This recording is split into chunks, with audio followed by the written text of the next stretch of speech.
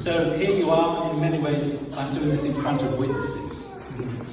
I've timed the speech. It takes 12.5 minutes. If you laugh at all the jokes, it takes 12.5 minutes. Right, so welcome everyone. Well done for being here. But firstly, the thank yous. Thank you. Is Stephen in the room? No? Right, Stephen's got a striped top, and he's the man from the council who I met about 6 or 7 years ago, and we negotiated, and he said I could have an exhibition. But then we had COVID, and then we had the building has been beautifully restored, apart from that lumber. And so it's taken 5 to 6 years in order for this to happen. I can't actually believe we're here and it's all been achieved. I'd also want to say, well, I don't know really what to say to Jodie and Jane, Sarah, Manuel, Josian, and my neighbour Andrew, and my allotment partner John, but mainly to Gina. I'm also discombobulated by some of the people who have arrived tonight. You little tinker. And thank you to everybody who's led the paintings, which include the children, the grandchildren, Gina, Steve Reardon, and Steve Smith, who neither can be here tonight, but particularly Liz and Owen Evans, who own 3 of the paintings on the back wall there. And I have painted that garden now 4 times. And there is a print available of the first painting called In the Garden, and it helped raise funds at University College Hospital, which looked after Liz and Owen's son, Jad. And all the profit raised goes to the latest project, and details are on the print table. I have got more thanks and welcome to businesses and organisations in Darlington that helped me produce my paintings, but I can't see anybody. But I can see the most important person in the room, the person who looks after my hair, Alison.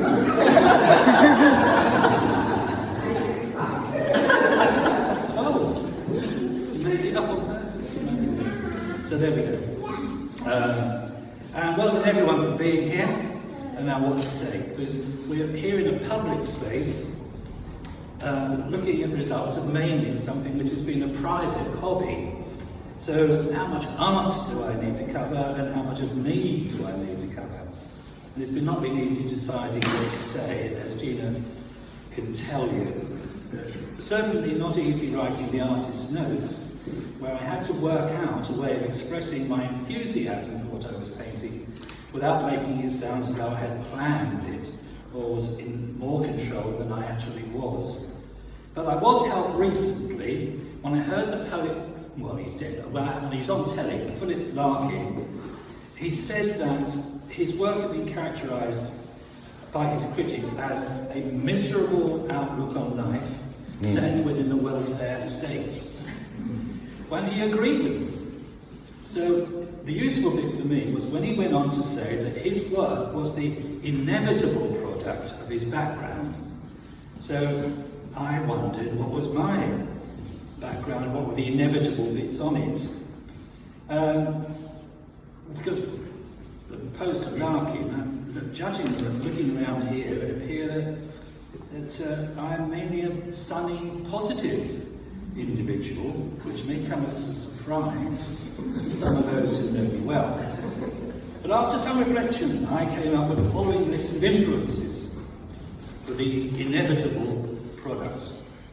But firstly, I must say that I've always known that I've been quite good at painting and drawing, which goes right back to primary school and then secondary grammar school, where I like things like Leonardo's cartoons and inappropriate things like that, or caricatures anyway. But the thing that worried me was that there was always a lot of stuff around which was much better than I could do. So I didn't actually think I would ever do it. And I think I mainly got that wrong because I was only 9 at the time. And the grammar school had definitely white-collar careers in mind, not going to art school. I was so impressed by other people's work. I did copies of things I liked. He set up a sort of junior academic art school where you find out how the masters did it, and it was a hard, difficult work, but sometimes the end product, well, it was okay. And let me take the opportunity to say that I've never done paintings and drawing as a means of relaxation or to achieve some inner calm. I think the usual emotion was excitement that I had and had an idea. And if you combine the level of difficulty I set myself with the laziness, you can see why these ideas, this hobby, often lost out with the other easier things that I like doing more, such as football. So copying is something I always have done. The second inevitable force came from my grammar school art teacher, Hugh Purchase. Another witness, well, a witness here to that. He taught me how to lay out a palette of oil paints, but everything else that I picked up from him, I did by watching him.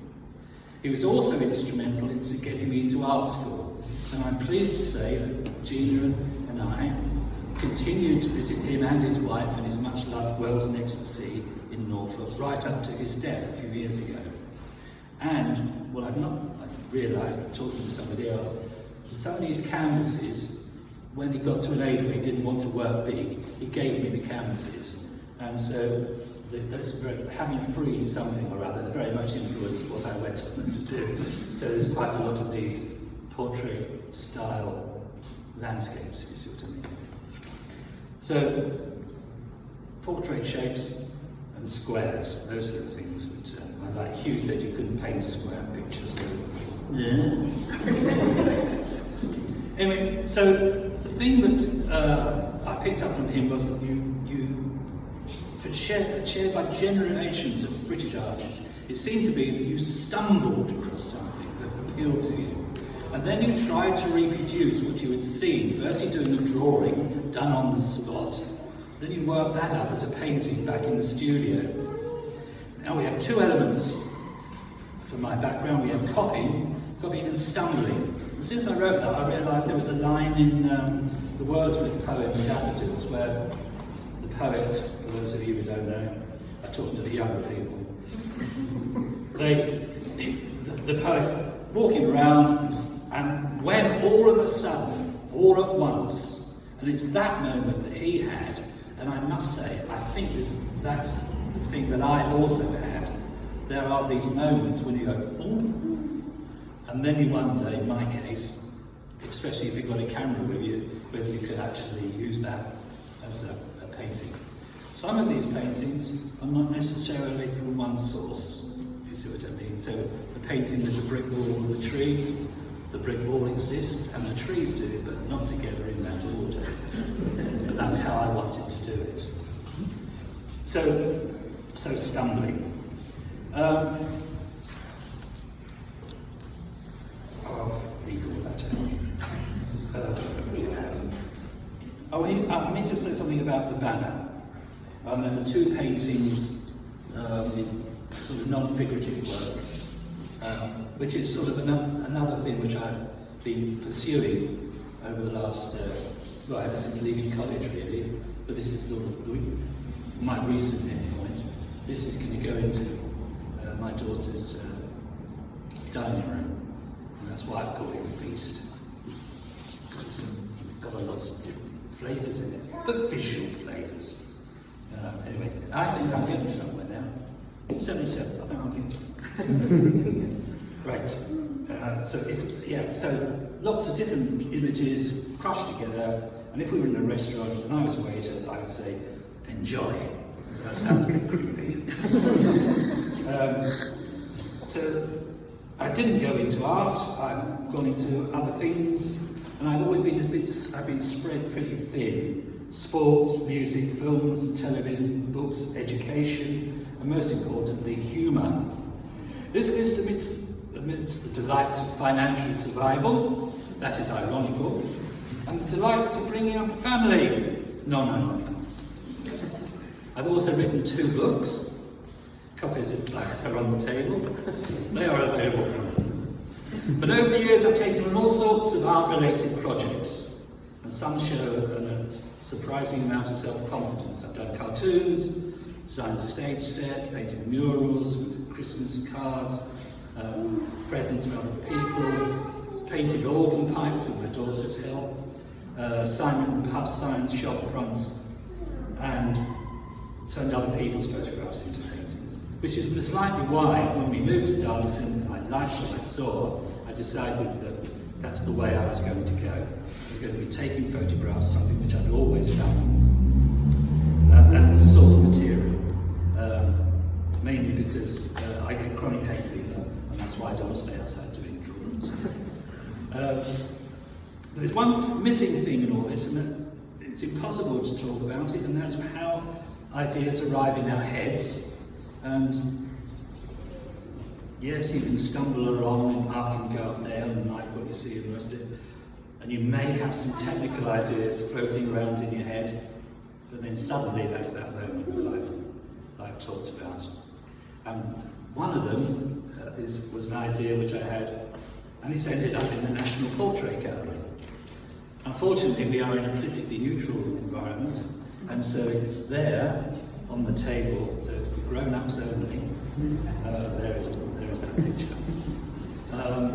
And that's also humour. And then the Donald Trump thing is there. There are some cheap but available prints. If anybody wants the Donald Trump print, I don't know if people want paper darts out of it, I'll burn it or something ritualistic, but please take one. And there's a small collection of other stuff which I've done over the years. Right, I call the exhibition Virtual Reality because I'm addicted to puns. But perhaps I should have resisted that and linked it to something more serious, like a proper artist would do. Because it now occurs to me that I could have adapted the title of the novel The God of Small Things by Arundhati Roy, a book I haven't read, by the way.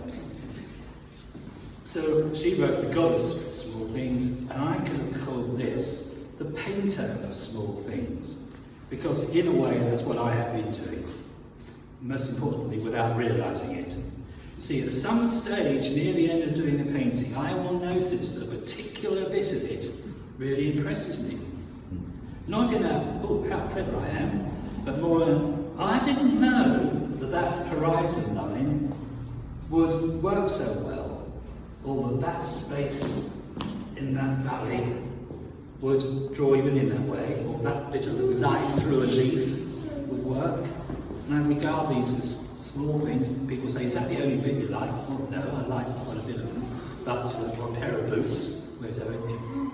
I like the boots, his picture I did here. And it seems that I do have control over those bits, I think, work really well. And that's what this is this thing that I would call sort of paint magic. And somehow, paint becomes, for the viewer, the object itself. I can't guarantee that we'll all share the same experience from my paintings, but that is obviously not the point. Who knows what will happen? But nobody needs to know. Thanks to Darlington, my private hobby, for 6 weeks, is on a sort of magical mystery tour.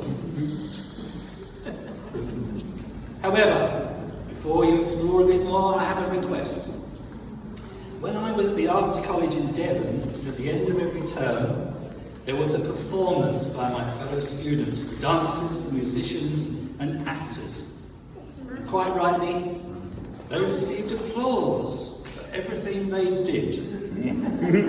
But for the art students, it was never like that.